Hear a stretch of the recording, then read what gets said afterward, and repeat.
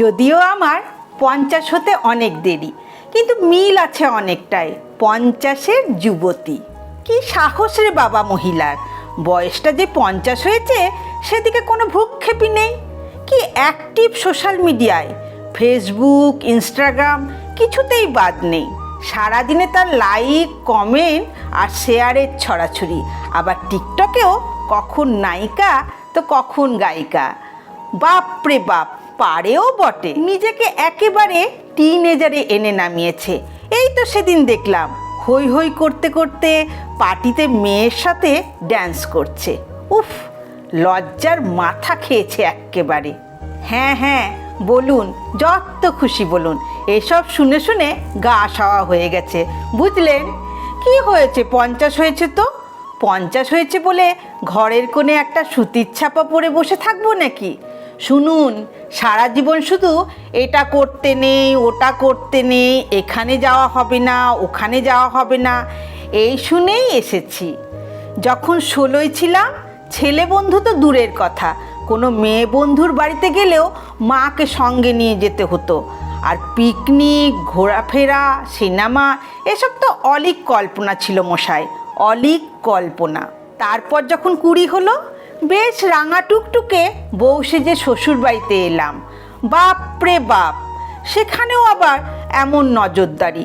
কি বলি, কোনটা খাই না, কেন খাই না, হাতে কেন বড় বড় নখ রেখেছি, সকলের সামনে নাইটি পরতে আমার লজ্জা করে কিনা, মেয়ে মানুষ হয়ে এত হই হই কিসের, ইত্যাদি ইত্যাদি। আর বাইরে গেলে শ্বশুর, শাশুড়ি, যা, ননদ, হাজারটা কৈফিয়ত। তারপর 25-এ যখন মা হলাম, ছেলেকে খাওয়াতে অসুবিধা হবে বলে নাইটি ছেড়ে সুতির ছাপা পরা ধরলাম। কোমরে আঁচল গুঁজে এমন দশভুজা হয়ে গেলাম যে কোথায় সিনেমা, কোথায় বেড়ানো আর কোথায় যে আনন্দ সব ভুলে গেলাম। না না, এটার জন্য আক্ষেপ করছি না, এটা তো আমার কর্তব্য। দেখতে দেখতে আরও 25টা বছর কেটে গেল। ছেলে আর মেয়ের পড়াশোনা, গান বাজনা আর ওদের সামাজিক প্রতিষ্ঠা নিয়ে ওদের সংসারও গড়ে দিয়েছি নিজের হাতে। ওরা এখন যে যার মতো বন্ধু বান্ধব, হইহুল্লোড়, পার্টি, ভ্রমণ এসব নিয়েই ব্যস্ত।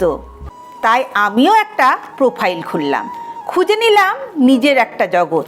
জানেন, আমার ফেসবুক ফ্রেন্ডের সংখ্যা এখন 2000 ছাড়িয়েছে।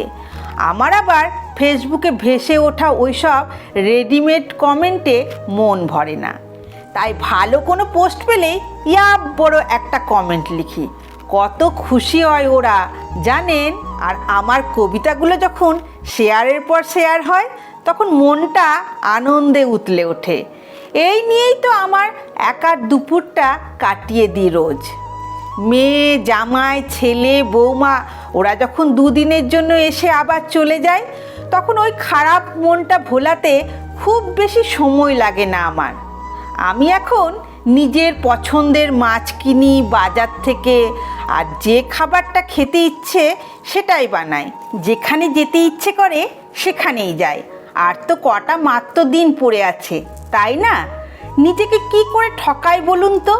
মর্নিং ওয়াক করি, কিটো ডায়েট করি, ঘন ঘন পার্লারে যাই, শরীরচর্চা থেকে মনের চর্চা সব করি এখন।